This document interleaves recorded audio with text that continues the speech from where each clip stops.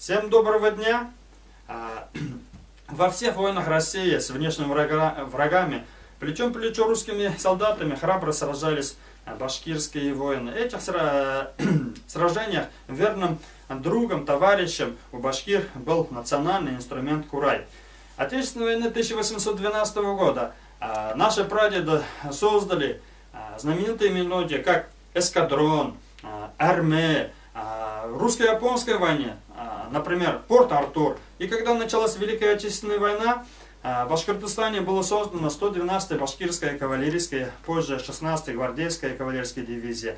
И кавалеристы легендарной дивизии в начальный период войны, когда еще не были созданы знаменитые мелодии песни, как «Катюша», генерал Шаймуратов, естественно, они собирались и играли старинные патриотические мелодии и поднимали свой боевой дух.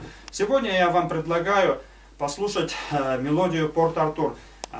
Название мелодии говорит само за себя. Слушайте.